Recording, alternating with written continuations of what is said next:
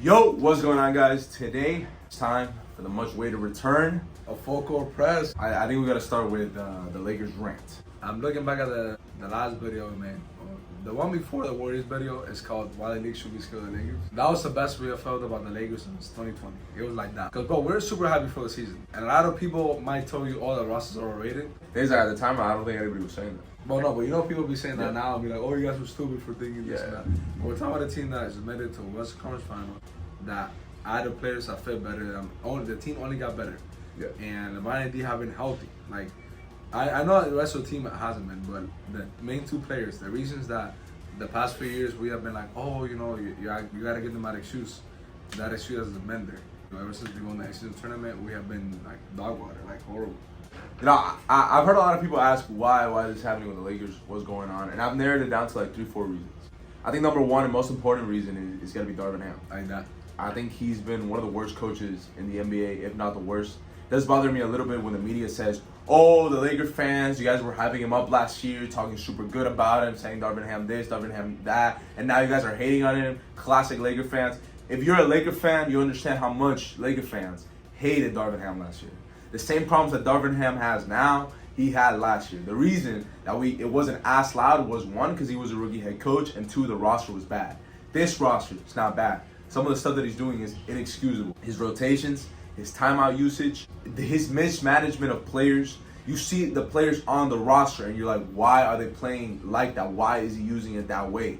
It just doesn't make any sense to me. You know, he's not a good defensive coach. He's not a good offensive coach. He is doing everything wrong. He's not even motivating the team. A lot of times they come out flat. So what's he really doing that's good? I can't really tell you anything that I'm like, all right, Darvin Ham, at least he's doing this. Mike Budenholzer, oh, say whatever you want. He was a great defensive coach. He got you the wins in the regular season, at least. You know, you could look at any coach and say, all right, he doesn't do this good, but he at least does good. And then another reason, it's got to be just the underperformance of the roster. Talk a little bit about that. Yeah, man. So, Austin is somebody we love, but this season has been a mixed bag for him. Like, he started off the season slow, and then he started picking it up. And then he started like kind of struggling again, and now the defense is really being like, his defense being exposed. The other day he fouled out, and I know that game in particular was a bit tough, but against the Suns, Bradley Beal was cooking him, and everybody was attacking him every single play. And I will say a little bit of that does even go back to Darvin Ham. Yeah. Him being put in the bench, put in the starting lineup, put in with D'Lo, put in with Cam. Like it's such a mixture of like players nonstop, man. So I heard that I was watching this one game, and they were talking about how LeBron and Austin Reeves last year was such a good duo, but for like the first 75% of the season, they were barely playing together. And then Rui Hachimura. I mean, Rui Hachimura, first of all, he's been in and out of the lineup, like nonstop. He comes back, there's another concussion, the call string. It's like always something with him. But that's a player that even last year we were like, yo, Darvin Ham, like, why are you not playing them? Why? Oh, last year you got a DMP, remember? Nah, like we're talking about like a top 6 player on the team getting a DMP for no reason. And then I think he's arguably the 4th, maybe 5th best player on the team. Bro. Nah, it's like it's really like that. But in the playoffs last year, he was looking amazing. The fourth best player. Against the Nuggets, he played great. Against Memphis, he played amazing. And then this year, like I don't know, like we gave him the money for a reason. I was super happy when we got him back. Then not even just players underperforming, but this even goes back. Everything goes back to Darvin Ham. Like the bias though, with certain players, Cam Reddish, like Turner Prince. I like Turner Prince. Yeah. I like Turner Prince. I think he's overrated. But I do get that sometimes he's struggling and he's still on the floor. He doesn't get taken out. Rui is having a good game, but he's like, no, I gotta play Turner Prince. Yeah. Or you know what, I gotta play Cam Reddish. That's the one. Or like, oh, you know what, like, this is the one that the most mind-blowing one of them all. Playing Jackson Hayes or Christian Wood. Christian Wood. For like a fast stretch. I'm talking about like damn near the entire in-season tournament. Like we got lucky we won that. It was not because of Jackson Hayes. You know Nah, it just wasn't, bro. And Jackson Hayes, the most you can say about him is that he gets you some dunks. He can move his feet sometimes, but a lot of times he's falling. A lot of time, bro, he just has no offense. It's crazy. He's just also an ass rebounder. But he's just nothing. Like, he's nothing except an athletic player. Yeah. Like Christian Wood, even though he was struggling from 3, that's still a skillful guy. He's a better rebounder than Jackson Hayes. Talking about great. He's been rebounding the hell out of the ball. He's been playing great defense. Exactly. So there's no reason that you will play Jackson Hayes or Christian Wood. There just isn't.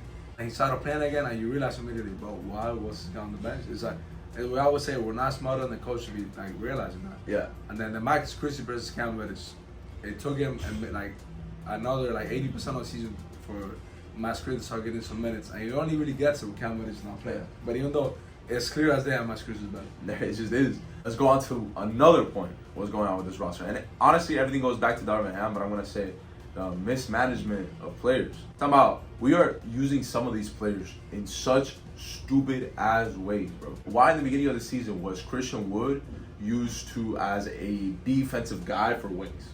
Putting him on Kevin Durant, putting him on players like that. Like, when has Christian Wood ever done something like that? Cam Reddish, 3-and-D role player. Ooh. Guys, Cam Reddish, look, I'm gonna give him credit. You know, I did not think he was this good of a defender, but Cam Reddish is really, really bad, bro. He's been really, really, really bad at times. Like, he cannot touch the ball without that shit becoming a turnover. He has been awful. The reason that Max Christie wasn't getting minutes was because anytime he did get minutes, you were making him be a ball handler. Talk about a 3-and-D role player right there. D'Angelo Russell, sometimes I'm looking at D'Angelo Russell, especially when he's coming off the bench, and I'm like, bro, like, this doesn't feel like D'Lo. I forgot that he was on the team. No, D'Lo's arguably talent-wise your third best player. And then you have Austin as well out there. To me, Austin is not a point guard.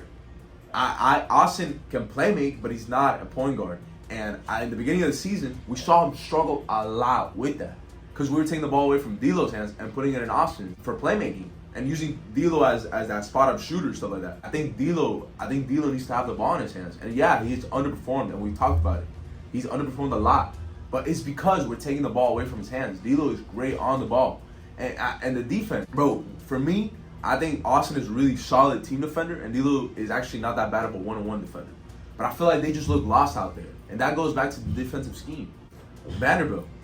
Like, why are we using Vando the way that we're using it? That's another one that I don't understand. I've never seen Vando used like that. Vando has always been a big. We're using him as a guard. Vando is 6'9", bro. Sometimes speedier guards just go by him. Of course, bro, he's 6'9". Like, you know what I'm saying? And then the other thing is, like, why don't we play the rotation that got us to the Western Conference Finals? I don't understand. I know that these two players, Austin and D'Lo, are struggling on defense. But we got Vando back. Vando made up for it. And then this year, they should be even better because LeBron and AD are actually shooting the ball super good. We should open the floor up even more and makes Vando even less of a liability. So stuff like that, like, I just don't understand that. Yeah, bro, like, that point on the starting lineup from last year's playoffs. Imagine last year's playoffs with the LeBron that we're seeing right now. Yeah. LeBron shooting good from three, more healthy, being able to just do more all around the court. I'm not saying we'll beat the Nuggets, but it's definitely pretty close. We have a better chance. It's definitely not a sweep. We're winning at least 2 games. And then let's say off the bench, you have players like obviously Gabe Vincent has been injured. That's another person I don't want to over-exaggerate how important he is, but we were expecting a lot from him. Dennis Schroeder did play a big part. Let me tell you, he was our biggest off-season acquisition. I think people forget that. He's supposed to be a very important part of the team. To me, the way I saw Gabe Vincent coming into the season, he's supposed to be like, all right, D'Lo, you're playing like ass. All right, put in Gabe Vincent, because that's a guy that's not gonna play like ass. Yeah, we kind of saw it against the Suns at the beginning of the season. Even when he was playing bad, Gabe Vincent came into the court. He was playing good defense. Even if he's not shooting the best, you still gotta respect him. You're not gonna leave him open because you know you can make it. Again, with this team, if we make it to the playoffs, I still feel pretty confident. But it's the getting to the playoffs. LeBron's playing amazing. Year 21, 39 years old. AD's playing amazing too. AD has been super healthy. AD has been super healthy. And he's shooting the hell out of the ball. Bro, like, he's playing amazing. He had a stretch recently that it was like, wow, like, this guy.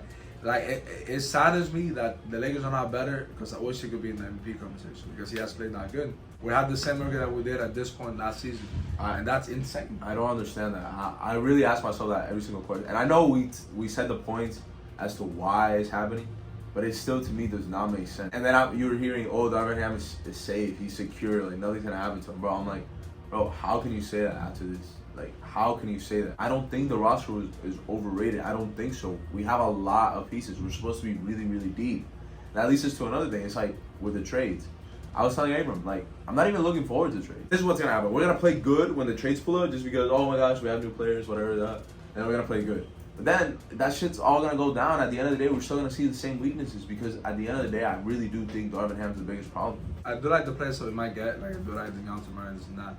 Like I was saying, if I would 100% get a new coach instead of doing the trades. If you told me get a coach that's going to use this roster to the best of their abilities, or get a great trade like the young Tamari and Clint Capella, this now, I'd be like, bro, let's ride it out with this team. I believe in this team a I lot. believe in this team a lot. The most I would do is like if you can get me like another center, like a big center for like. But I'm pretty sure you can get that like in the bottom. Or you can give me like a good like point guard defender, even though Gabe Vincent could be that to a certain extent. Like I'll be like, all right, bro, you know what? Like let's ride it out with this team. I guess let's end it off. What do you think is gonna end up? Like predictions for like this second half of the season for Lakers. I think look up until I think the team's still gonna be like this until we make a trade. I think honestly, maybe if today we pull up with the same starting lineup as last year, I feel like they might do that just because Cam Reddish is injured. Not thank God, but you know. Yeah. I think might as well, bro. I think they might do it, and I think the players are really want that. I think D'Lo and Austin, they've talked a lot about how they want to play with each other. They want to start together. They like each other.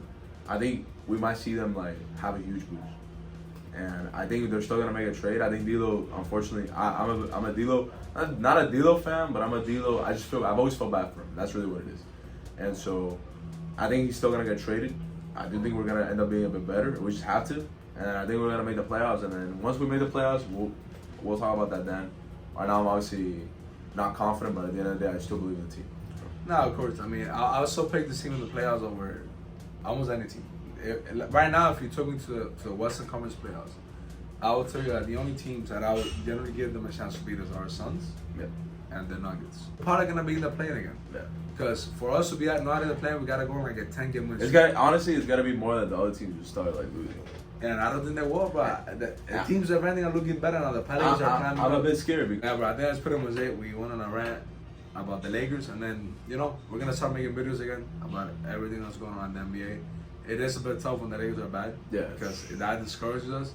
But at the end of the day, whatever. Like, we love making videos enough that we just got to do what we got to do. We love the NBA. And yeah, I mean, we have a lot to say about a lot of the teams. We keep talking about it privately, so let's start talking about it and with you guys again. So I hope you guys enjoy this video. Thank you guys so much for watching. Please like, subscribe, hit that post notification so you guys can be the first to watch our videos. Thank you guys so much for watching once again, and peace out.